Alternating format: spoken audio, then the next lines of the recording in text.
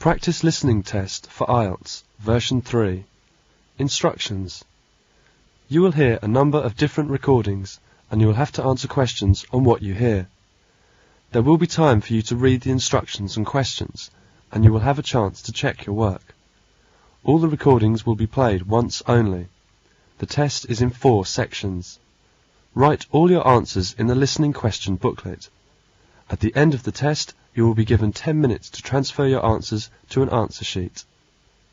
Now turn to Section 1. Section 1. You are going to hear a conversation. Look at questions 1 to 10.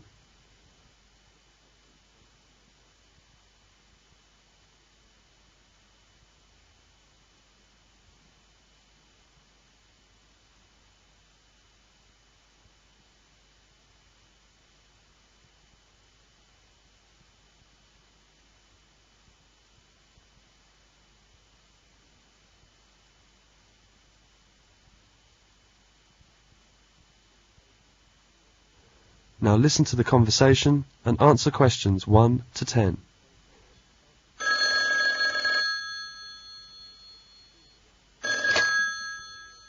Two 7785093 Sports Centre. Hi, is that you, Charles? How are you? Fine, thank you. And you? Linda, I'm so glad that you phoned. How's your art study in London? Fine. Everything is going on quite well. And how's your teaching? Okay. The students are very good, and they're keen on the tennis lesson. Oh, did I tell you about my trip to London? Yes. When are you coming? I'm leaving tomorrow afternoon at 2. My flight number is BA207, and I will get to the Heathrow Airport at 4. Flight BA207 at 4 tomorrow. Fine. Linda, can you meet me at the airport tomorrow? Oh, I'm terribly sorry, but I can't meet you at that time, because I have to bring my mother home from hospital. She was in the hospital for a week, and the doctor phoned me this morning. I see. It's all right. I can manage to find your place by myself. Well, Charles, my neighbour Peter Wilson has kindly offered to meet you and take you home by car. Oh, it's good.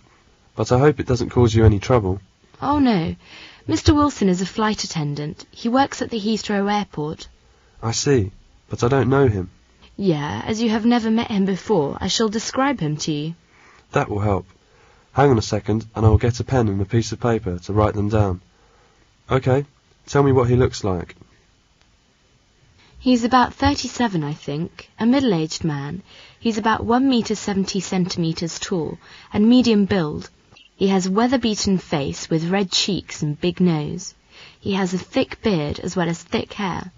His eyes twinkle, and he usually has a big smile. He seems to be a jolly man. So, he's 1 metre 70 centimetres and medium build, red cheeks and a big nose. He has a thick beard and thick hair as well. I think I can recognise him.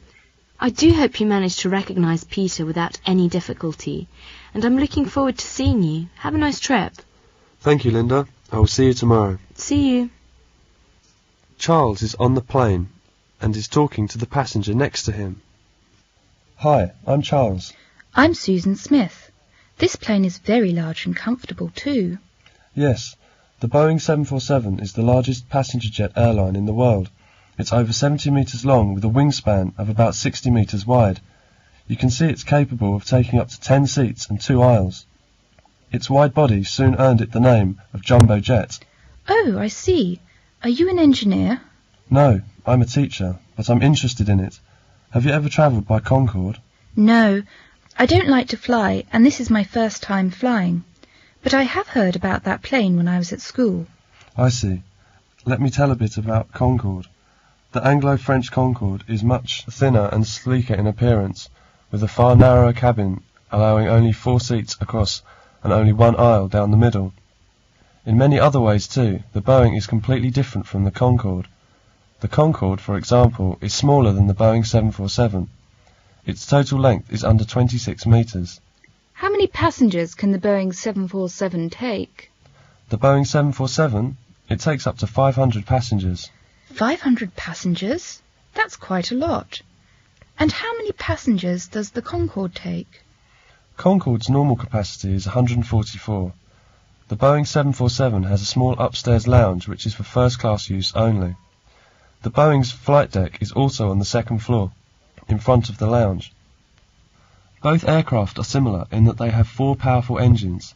However, while there are 2 turbofan engines at the front of each of the Boeing's wings, there are 2 turbojet engines at the rear of each of Concorde's delta-shaped wings. That's very interesting. What's the speed of Concorde? The Concorde's great advantage is its speed. It is capable of flying long distances at supersonic speed. Its maximum cruising speed, for example, is 2,333 km per hour. Compare with the Boeing 747-978 km per hour. Thus, the Concorde can half the time normally taken for journeys by the Boeing 747 and other conventional aircraft. It's very nice to hear all this. I have learned something. Oh, we're moving now. I have to buckle my seat belt. That is the end of section 1. You will have half a minute to check your answers.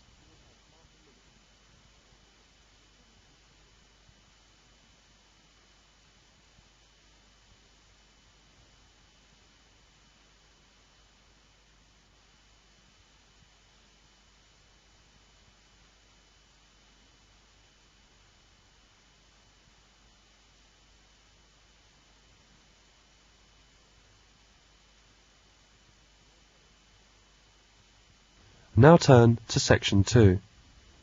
Section 2. Charles is in London now.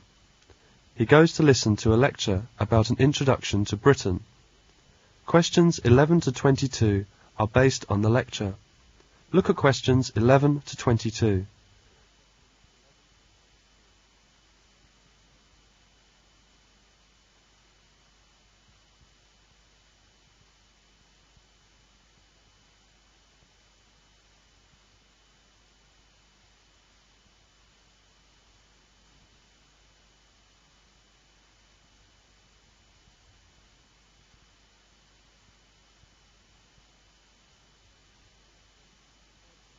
Now listen to the lecture and answer questions 11 to 22. Britain is an island which is about the same size as New Zealand or Uganda. Australia is 60 times its size. It's just under 1,000 kilometres from north to south and about 500 kilometres across at its widest part.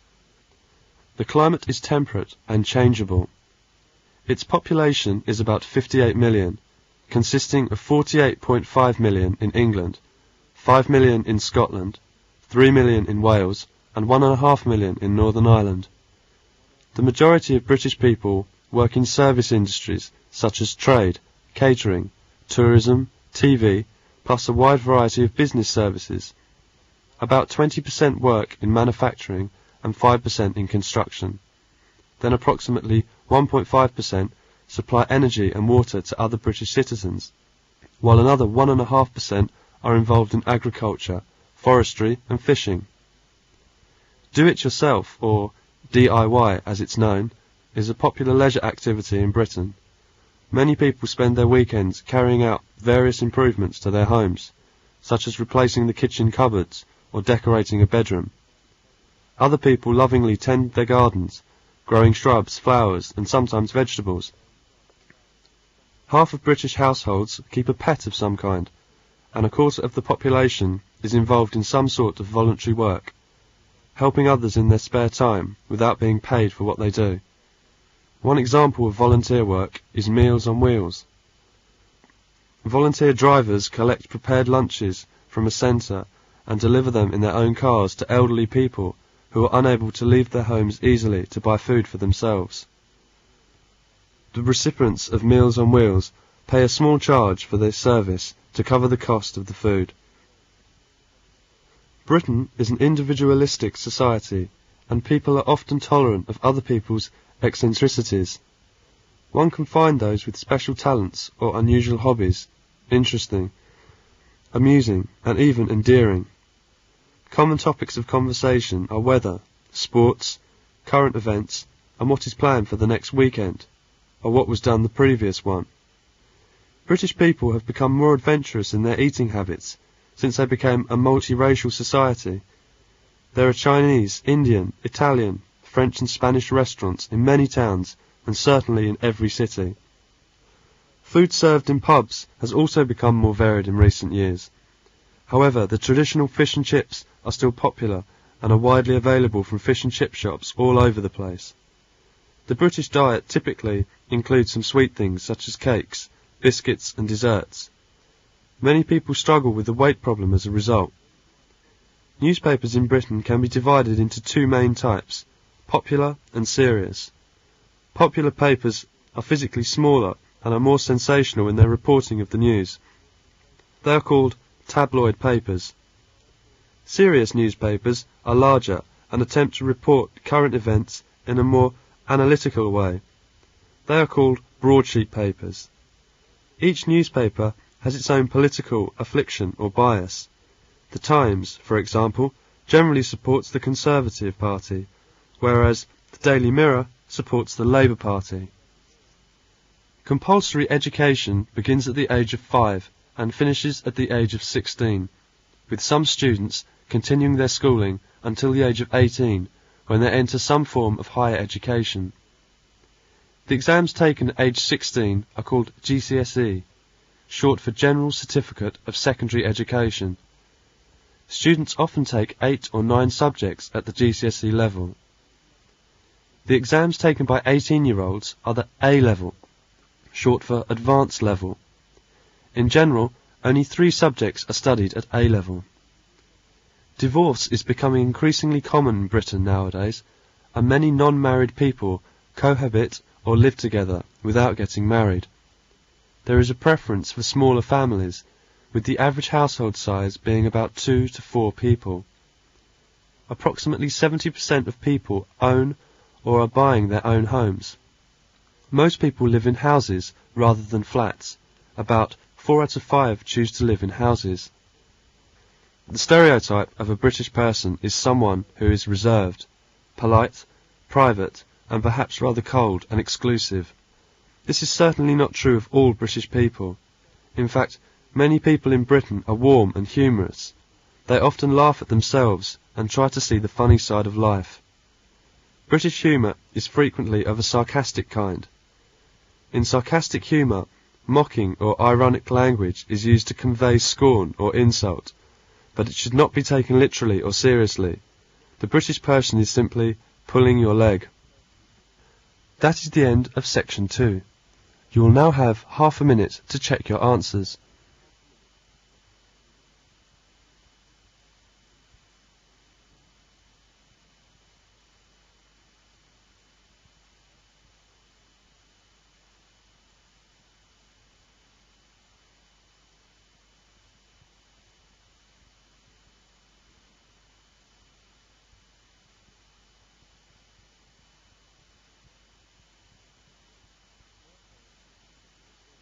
Now turn to Section 3. Section 3. You will hear a talk about the college library. Questions 23 to 32 are based on the talk. Look at questions 23 to 32.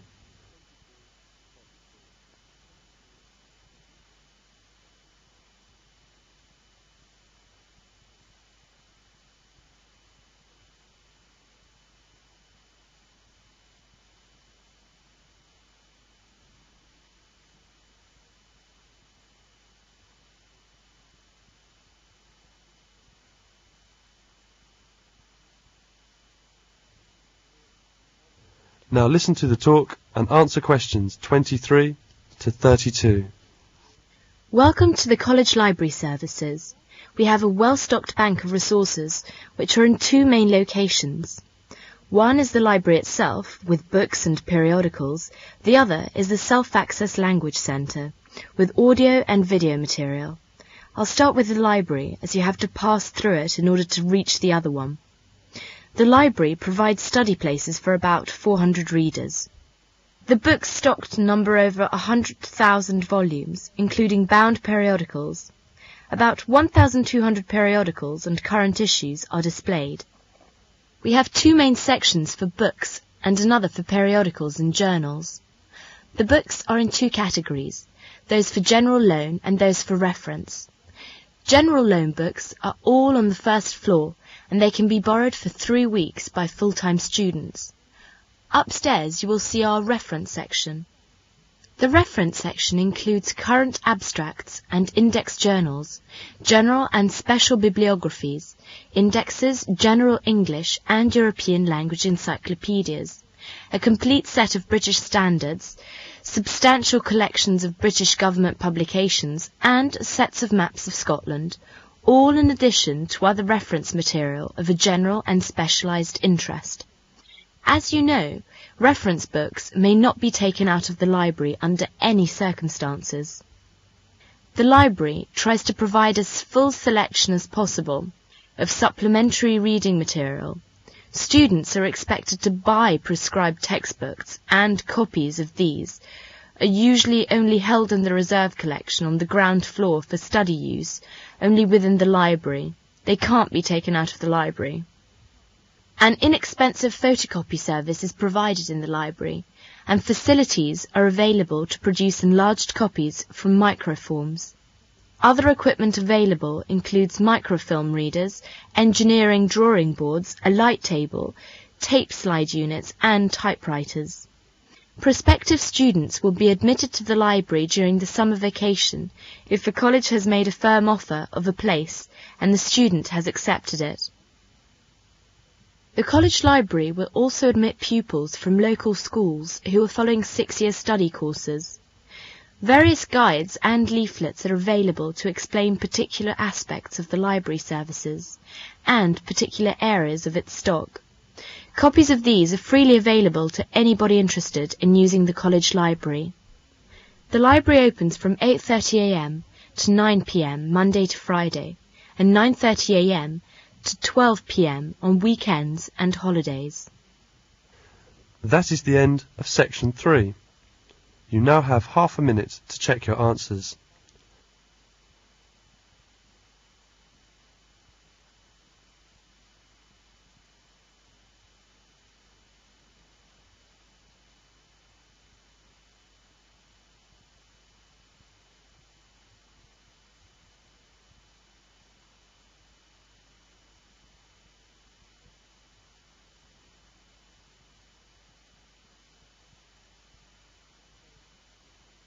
Now turn to Section 4. Section 4. You're going to hear a lecture about Franklin D. Roosevelt. Questions 33 to 41 are based on the lecture. A look at questions 33 to 41.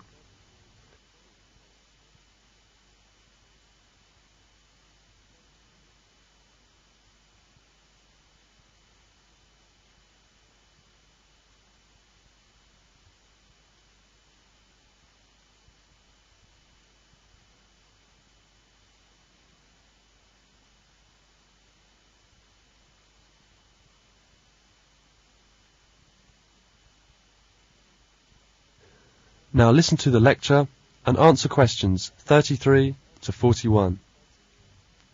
Franklin D. Roosevelt was 32nd President in American history. Franklin Roosevelt was born in 1882 at Hyde Park, New York. He attended Harvard University and Columbia Law School. In 1905 he married Eleanor Roosevelt.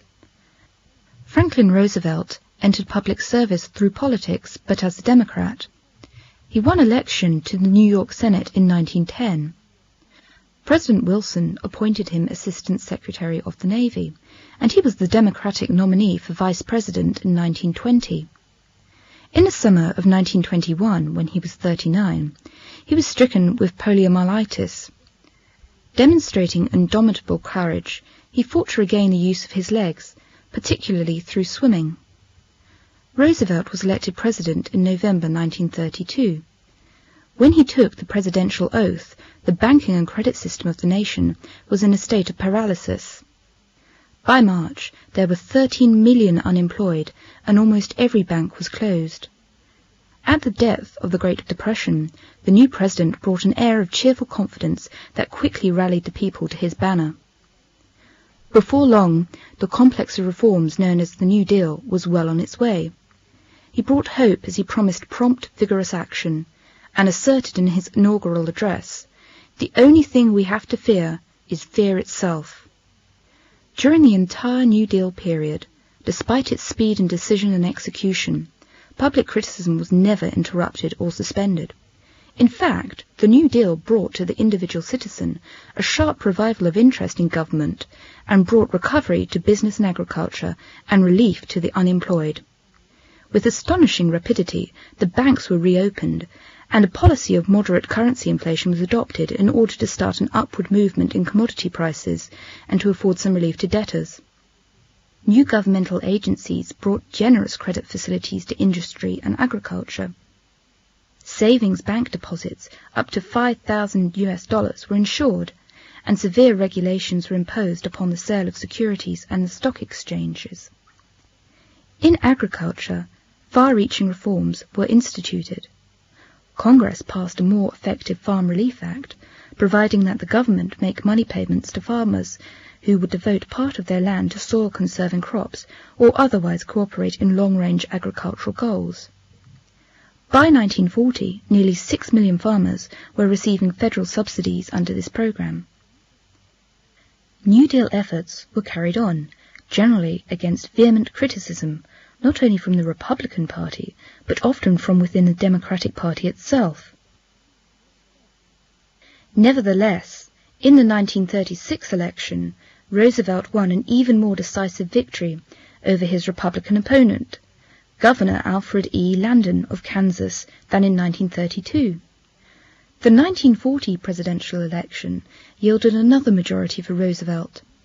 For the first time in American history, a president was elected to a third term. When the Japanese attacked Pearl Harbor in December 1941, Roosevelt directed organization of the nation's manpower and resources for global war.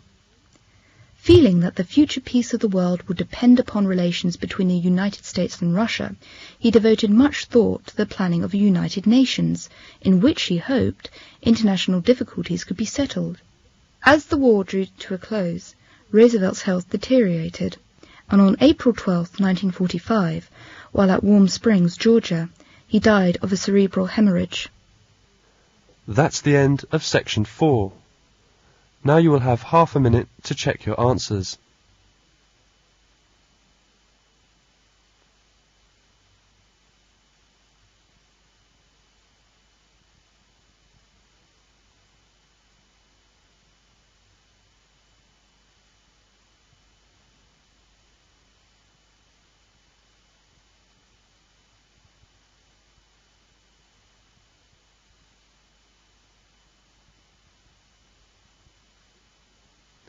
This